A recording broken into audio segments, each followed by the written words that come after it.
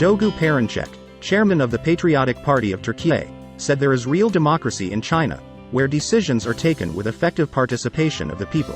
He made the remarks in a recent interview with Xinhua. Rejimleri birbirinden ayırmak lazım. Mesela Batı'da demokrasi denen rejimlerin demokrasiyle hiçbir ilgisi yoktur. Ya bu rejimler daha çok halkı aldatmaya yönelik.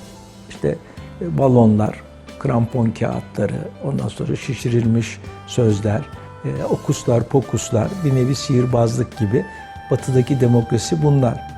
Ama Çin Halk Cumhuriyeti gibi ülkelerde halkçı, devrimci demokrasiyi uygulayan ülkelerde farklı bir şey.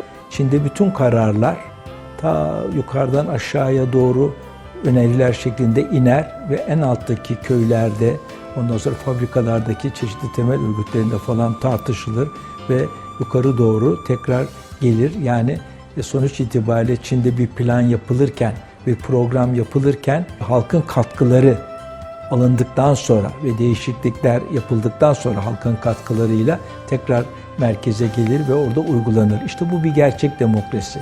Çin Halk Cumhuriyeti'nde gerçekten hakiki bir demokrasi uygulanmaktadır.